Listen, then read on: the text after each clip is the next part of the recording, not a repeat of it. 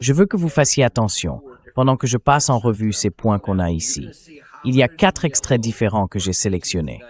Vous allez voir en jaune ce que les États-Unis doivent faire, en gris ce que les deux parties doivent faire, et en bleu ce que la partie iranienne doit faire. Il y a 11 points au total. Seulement 2 concernent l'Iran. Et regardez à quel point ces 2 points sont mineurs, presque insignifiants, comparés à ce que nous devons faire. Franchement, c'est quasiment un document de reddition. On ne peut pas enjoliver ça. C'est vraiment aussi mauvais que ça. Allez, regardons ça de plus près.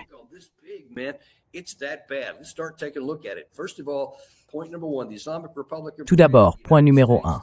La République islamique d'Iran et les États-Unis, avec leurs alliés dans la guerre actuelle, déclarent, au moment de la signature de ce mémorandum, et d'ailleurs c'est le gros titre qu'on a vu ce matin, c'est ce qui a fuité du côté occidental, la fin immédiate et permanente de la guerre sur tous les fronts, y compris au Liban. Et ça, c'est un élément clé. C'est pour ça que Rebecca Heinrichs et Mark Levin sont devenus complètement fous parce qu'ils placent les intérêts israéliens avant ceux des États-Unis. Et en disant qu'il faut en finir avec le Liban. On va en parler cet après-midi avec Doug McGregor à midi. Ne manquez surtout pas cette émission.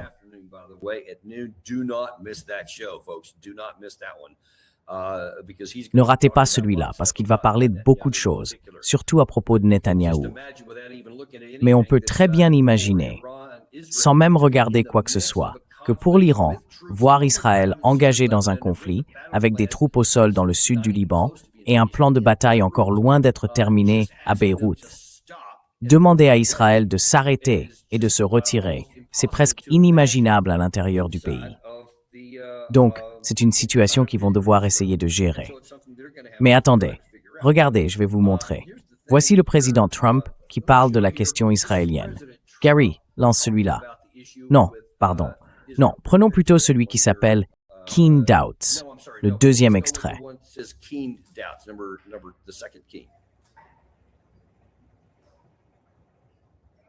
Daniel, on a déjà passé celle-là. Kea? On a déjà passé celle-là? D'accord, désolé, je me suis un peu embrouillé. Voilà celle pour le président Trump. Ah oui, pardon. Voici le président Trump qui parle du Hezbollah.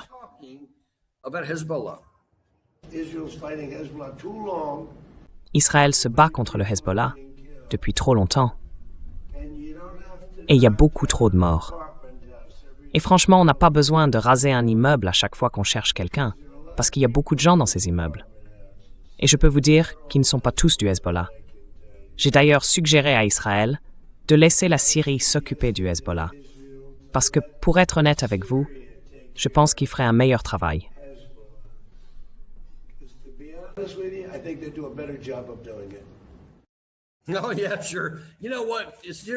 Ah oui, bien sûr. Vous savez quoi? La Syrie, allez, partez en guerre contre le Hezbollah. Israël, vous, descendez un peu plus au sud. Pas de problème.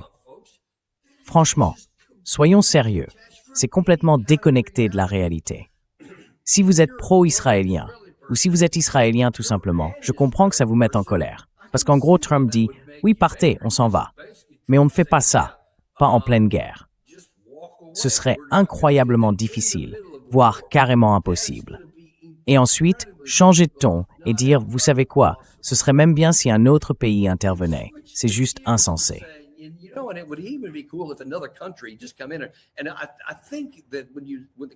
Et je crois que, quand la caméra a reculé, je confonds peut-être un peu ces deux interviews, mais il parlait aussi, le président Trump, avec Al-Assad, le dirigeant de la Syrie, juste à côté de lui. Je me souviens plus si c'était celle-là ou une autre.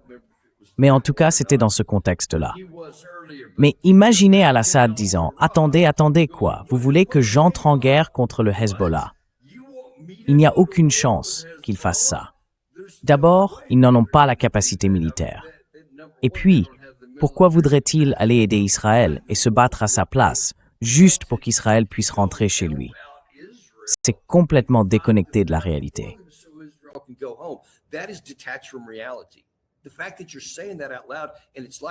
Le fait que vous disiez ça à voix haute et qu'on ait l'impression que vous pensez vraiment pouvoir le faire, c'est un vrai problème. Revenons un peu en arrière, parce qu'il y a encore beaucoup à dire. La République islamique d'Iran, c'est le point numéro 3. Et les États-Unis s'engagent à négocier et à parvenir à un accord final dans un délai maximum de 60 jours. Voilà le cœur du problème. Ce texte fixe une période de 60 jours pour aborder les questions les plus difficiles. Dès la signature de ce protocole d'accord, les États-Unis lèveront le blocus contre l'Iran et rétabliront le trafic à pleine capacité dans un délai maximum de 30 jours. Les États-Unis s'engagent aussi à retirer leurs forces des zones environnantes dans les 30 jours suivant l'accord final.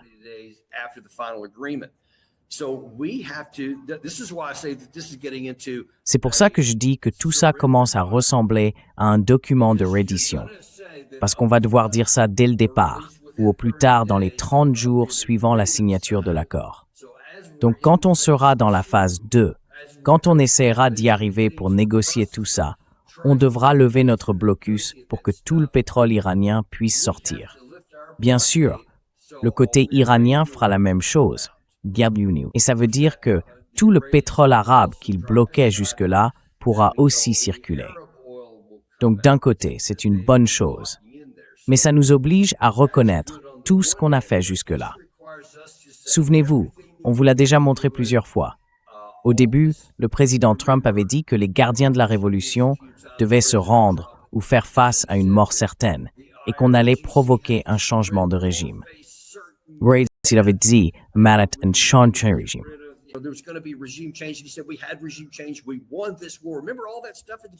Nous avons gagné cette guerre. Vous vous souvenez de tout ce qu'on disait au début? Et maintenant, on en est là, à dire que si on arrive même à la phase 2, on va se retirer de la zone. C'est pour ça que beaucoup de gens disent que c'est un document de reddition, parce que c'en est un. Vous pouvez lui donner le titre que vous voulez, le présenter comme vous voulez, mais sur le fond, si ces mesures sont appliquées, elles montrent clairement un autre résultat et une défaite militaire. Prenez un instant pour y penser. On continue. Voici le point suivant. Dès la signature de ce protocole d'accord, la République islamique d'Iran prendra immédiatement des mesures pour que le passage des navires marchands du golfe Persique vers le golfe d'Oman reprenne dans un délai de 30 jours. Donc la même période de 30 jours pendant laquelle notre blocus doit cesser, leur blocus cesse aussi.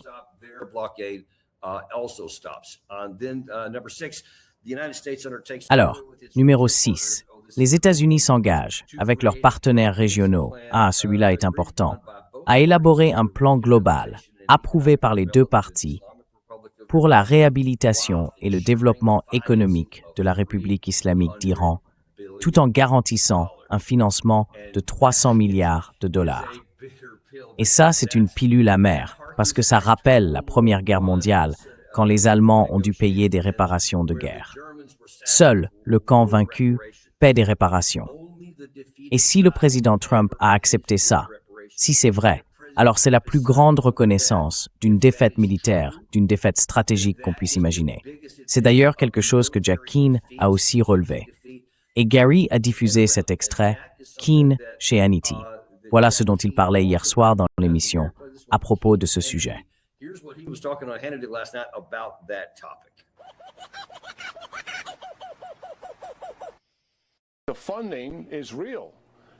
Le financement est bien réel.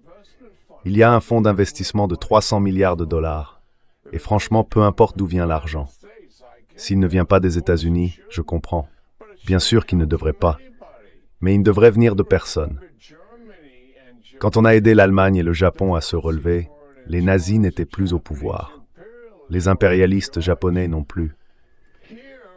Là, ce sont les Iraniens qui dirigent. Les tueurs et les voyous sont toujours aux commandes. On ne leur donne pas cet argent, parce que qu'est-ce qu'ils vont en faire? Ils vont récupérer tout ce qu'on leur a retiré. Peu importe que ça vienne des Arabes, des Qataris ou d'ailleurs. Ils ne doivent pas l'avoir. Ils ne devraient pas en toucher un centime. C'est la réalité. Ils vont prendre cet argent et tout récupérer. Et tu le sais, Sean. Tu sais très bien qu'on ne peut pas faire confiance à ces gens-là.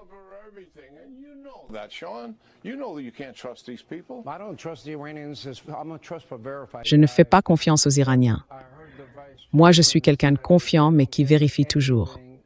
J'ai entendu le vice-président dire qu'ils n'obtiendraient rien tant qu'ils n'auraient pas fait ce qu'ils doivent faire. Ils n'ont rien tant qu'ils n'agissent pas. Ce n'est pas notre argent.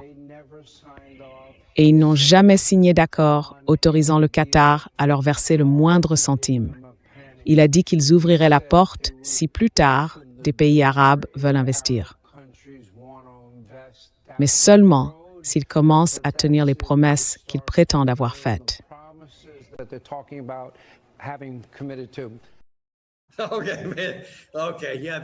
D'accord, mec. Ouais, ils ont arrêté les réparations de guerre. Non, ça c'est plus tard. Ils peuvent investir dans la reconstruction de l'Iran.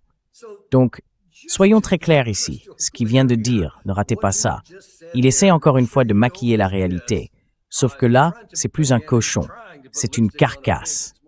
Parce que, pour qu'un pays du Golfe investisse en Iran, ça veut dire que le camp qui t'a attaqué, celui contre lequel tu as riposté, eh bien, tu vas le reconstruire. Et en plus, ils auront le pouvoir d'imposer leur volonté, par tous les moyens, selon les conditions qu'ils voudront, pour que 300 milliards de dollars du camp qui a été frappé soient rendus à celui qui a frappé.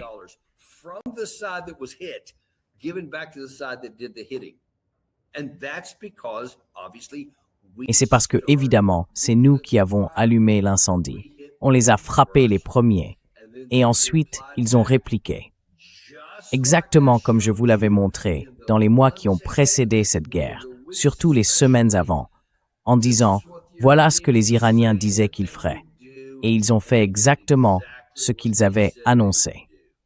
Et maintenant, s'il doit y avoir des exigences, c'est parce qu'ils ont été frappés de manière très profonde. Le dernier chiffre que j'ai vu parlait d'environ 20 000 cibles touchées par les forces alliées réunies. Et je pense qu'une partie de ces frappes venait de certains pays du CCG. Je crois que les Émirats arabes unis ont effectivement participé à une partie de ces opérations, tout comme Israël et les États-Unis. Donc 20 000 cibles ont été frappées en Iran.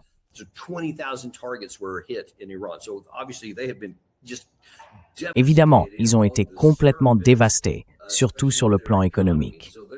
Donc ils disent, écoutez, on ne mettra pas fin à tout ça tant qu'on n'aura pas obtenu des réparations. Alors, on peut appeler ça des investissements ou comme on veut, mais c'est une condition pour conclure l'accord. Et s'ils n'obtiennent pas ça, il n'y aura pas d'accord. Vous vous souvenez peut-être quand on avait reçu le professeur Morandi juste après l'annonce du président Trump, il avait dit qu'un protocole d'accord avait été conclu. Mais il avait aussi rappelé qu'il restait plusieurs points à régler, dont un, justement, concernait un transfert d'argent. D'ailleurs, en parlant d'argent, il y a un autre point là-dedans qui en parle aussi. On va y venir dans un instant.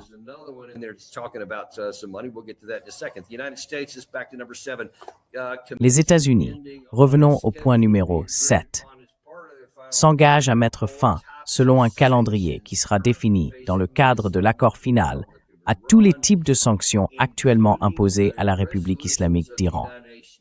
Cela inclut les résolutions du Conseil de sécurité des Nations unies, celles du Conseil des gouverneurs de l'Agence internationale de l'énergie atomique, ainsi que toutes les sanctions unilatérales américaines, qu'elles soient primaires ou secondaires. Alors là, waouh, vous plaisantez? Toutes les sanctions, les règles du Conseil de sécurité contre l'Iran, tout ça doit être annulé, complètement retiré. Même si ce point était le seul dans tout le texte, ce serait déjà une victoire énorme pour l'Iran. C'est difficile d'exagérer à quel point c'est important. Ce serait peut-être même plus grand que les 300 milliards de dollars, parce que, franchement, je doute que ça arrive un jour. Je doute que ça se concrétise. Il y a peut-être 10% de chance, ce n'est pas zéro.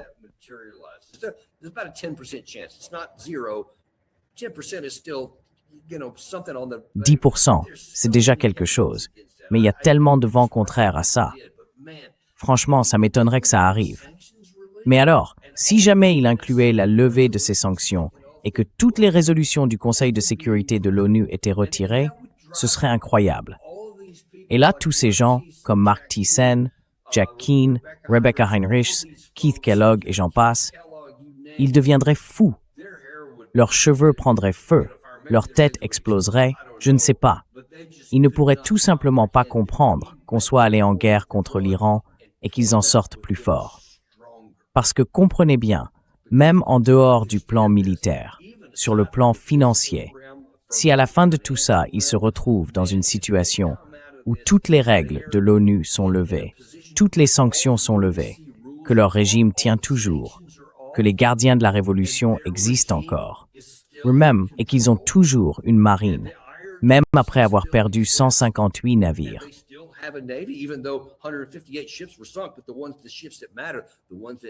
Mais ceux qui comptent vraiment, les navires capables de contrôler le détroit, eux, ils sont toujours bien là. Et leurs missiles longue portée aussi, ils sont toujours opérationnels. En fait, ils seront sans doute plus gros et plus nombreux, parce qu'ils continuent d'en produire sous terre. Les drones longue portée restent un vrai problème. Et maintenant, les drones à plus courte portée le deviennent de plus en plus aussi.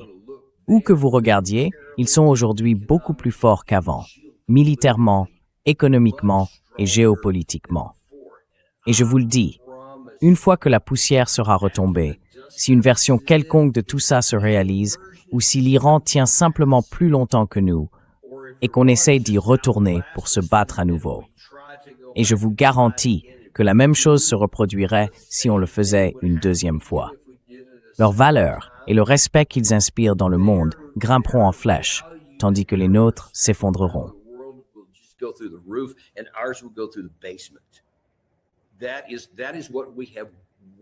Voilà ce que nous avons gagné en déclenchant une guerre qu'on n'aurait jamais dû mener. Franchement, il faut qu'on garde ça bien en tête. Ce que vous voyez là, sous vos yeux, c'est le prix de la bêtise, le prix du déni de la réalité. Et ce prix-là, il n'est pas encore payé. Laissez-moi revenir un peu en arrière, j'ai encore des choses à dire. En voici un autre en bleu. La République islamique d'Iran réaffirme qu'elle ne produira jamais d'armes nucléaires. Oui, vous voyez, ça, ils le disent depuis 2003, sans interruption, tout au long de cette période. Pendant toute la période autour de 2025, quand les négociations nous servaient de couverture pour une attaque. Pendant toutes ces négociations qu'on utilisait comme prétexte pour frapper. Et depuis ce moment-là, ils continuent de dire qu'ils ne cherchent pas à se doter de l'arme nucléaire.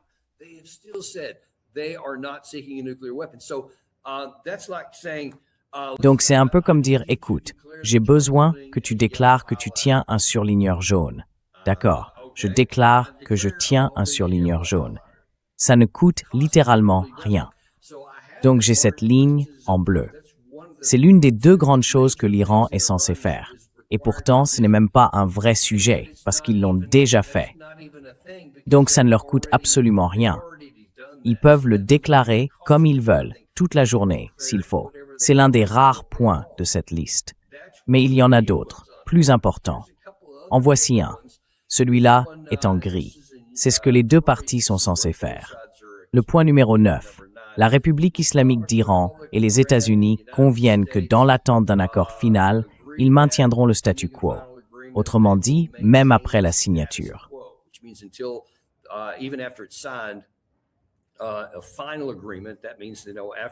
Un accord final, c'est-à-dire après la période de 60 jours, quand on arrive à la phase finale, prévoit que l'Iran maintiendra le statu quo dans son programme nucléaire et que les États-Unis n'imposeront pas de nouvelles sanctions à l'Iran, ni ne renforceront leurs forces dans la région. Donc, on n'enverra pas de troupes supplémentaires et eux ne changeront pas le statu quo. C'est bien. Mais en réalité, j'aurais pu classer ça en jaune, parce que ça suppose que les États-Unis s'engagent à ne pas imposer de nouvelles sanctions à l'Iran. Et de leur côté, l'Iran peut continuer à faire ce qu'il veut. Donc en fait, c'est encore quelque chose qui relève seulement de la catégorie jaune. Mais comme les deux aspects sont inclus, j'ai dû le placer là.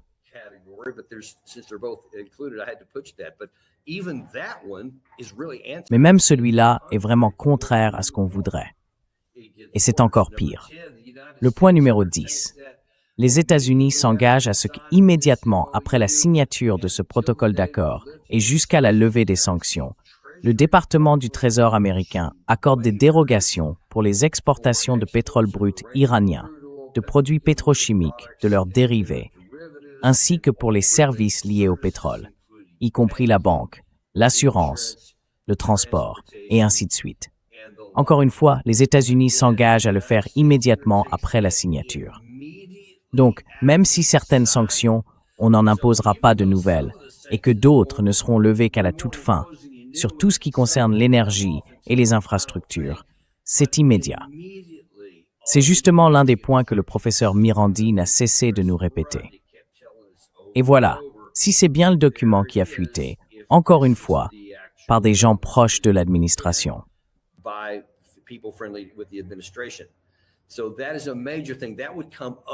C'est donc un point majeur. Ce serait mis en avant. Et puis le dernier sujet dont je parle, c'est l'argent. Les États-Unis s'engagent à ce que, compte tenu des progrès des négociations vers un accord final, les fonds et les avoirs gelés ou restreints de la République islamique d'Iran soient libérés et rendus entièrement disponibles. Vous vous souvenez, je crois que c'était avant-hier, on vous a montré que le vice-président Vance avait été interrogé à ce sujet, si c'était bien dans le texte, et il avait répondu « Non, je n'ai vu nulle part la mention de 24 milliards de dollars. » Eh bien maintenant, vous pouvez le constater. Dans le texte, si c'est bien le texte authentique, il n'y a effectivement aucun chiffre de 24 milliards. Mais il est bien précisé que leurs fonds gelés seront libérés et rendus entièrement disponibles.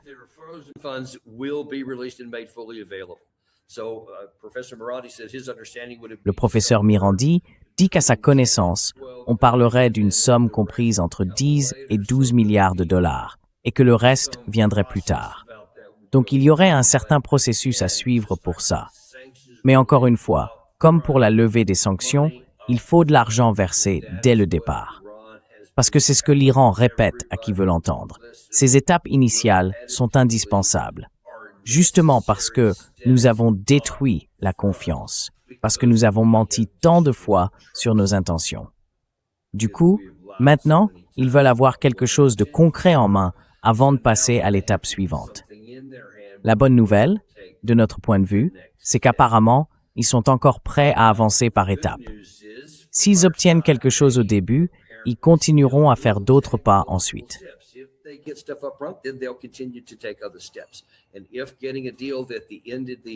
Et si on arrivait à un accord qui mette fin au programme nucléaire à notre satisfaction, apparemment, l'Iran serait prêt à le faire. Ils sont disposés à négocier dans cette direction, tant que... Enfin, je n'ai rien vu à ce sujet dans le document.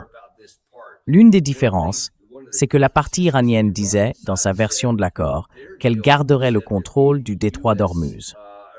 C'était un des points essentiels de leur proposition. Dans celle-ci, rien n'est mentionné sur le contrôle du détroit d'Ormuz, donc ça reste à voir.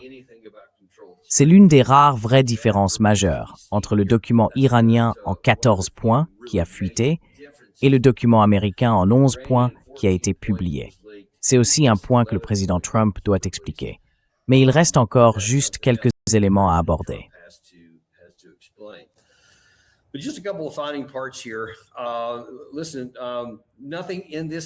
Écoutez, il n'y a absolument rien là-dedans sur les forces par procuration. Rien non plus sur un quelconque retrait d'autres zones du côté iranien. Si on prend tout ça ensemble, c'est à peu près 90% dans le sens que veulent les Iraniens. Et 10%, et encore, ce 10% est franchement dérisoire, où les Iraniens acceptent simplement ce qu'ils avaient déjà dit. Encore une fois, toute la question du détroit d'Ormuz, il faudra voir comment ça va se passer. Mais laissez-moi vous dire, et c'est peut-être un autre point parfaitement clair, si les termes que le président Trump va lire à la presse, comme il l'a dit il y a 1 minute, ne sont pas synonymes, identiques, lettre pour lettre, à ce que le côté iranien déclare « voilà ce que nous avons signé », alors là, il va y avoir un problème.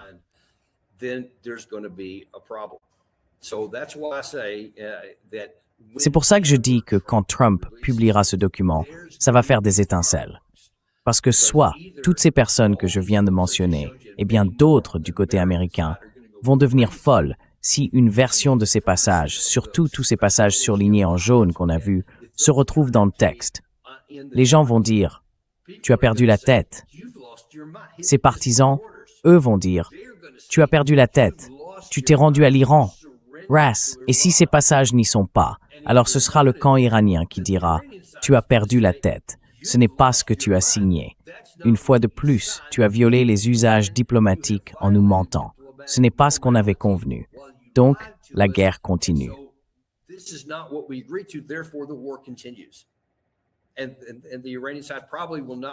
Et du côté iranien, ils ne relanceront probablement pas l'initiative, mais ils garderont le contrôle de leur partie du blocus.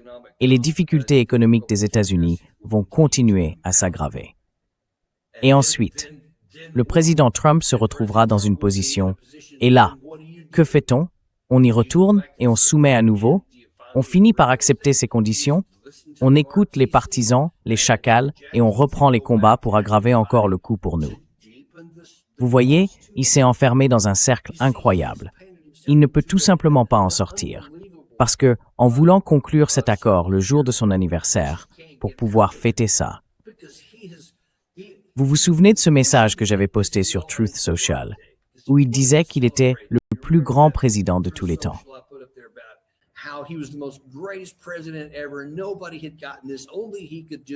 Personne n'avait réussi à obtenir ça. Lui seul pouvait le faire. Et il est incroyable. C'est de l'autocongratulation, non? Il a dit ça le jour de son anniversaire, parce qu'il voulait toute cette attention. Mais le prix à payer pour ça, c'est que maintenant, il faut passer à la caisse, mon gars. On ne peut pas continuer à dire des choses comme avant. Et bien sûr, beaucoup de gens aux États-Unis se demandent « Pourquoi tu ne publies aucune information? Si tu nous dis qu'il y a un accord, si tu nous dis que tout est validé, si tu nous dis que la cérémonie de signature aura lieu vendredi, il n'y a aucune raison de ne pas le montrer. Tu devrais t'en vanter. Tu devrais dire « Voilà les termes que j'ai obtenus, voilà ce sur quoi on va s'entendre. » Parce qu'il ne cesse de nous répéter à quel point c'est formidable pour l'Amérique.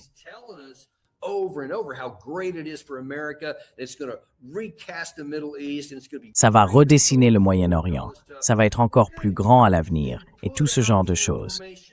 Très bien, alors qu'il publie les informations. Mais il ne le fait pas.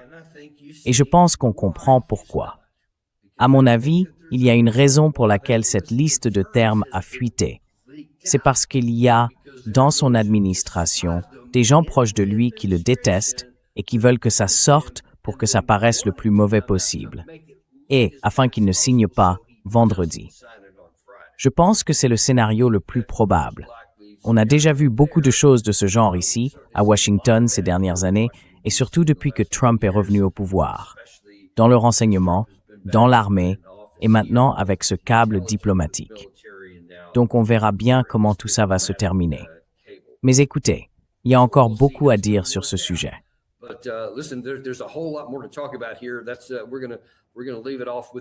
On va s'arrêter là pour l'instant, mais on retrouvera Doug McGregor à midi aujourd'hui. On va regarder d'un peu plus près le point de vue israélien sur tout ça. Et si vous pensez que les esprits s'échauffent à Washington, attendez de voir ce qui se passe en Israël, surtout du côté de Benjamin Netanyahou et de certains de ses partisans. Ensuite, vous aurez l'analyse de Doug sur tout ça. Et je vous le promets, que ce soit sur le plan militaire, diplomatique ou politique, il aura beaucoup de choses à dire. Alors, on se retrouve à midi dans le Daniel Davis Deep Dive. Vous savez, je ne cherche pas à vous convaincre d'acheter de l'or, ni à vous dire comment gérer votre portefeuille boursier. Mais il y a une façon de nous aider. Abonnez-vous, mettez un j'aime et partagez cette vidéo avec quelqu'un que vous aimez.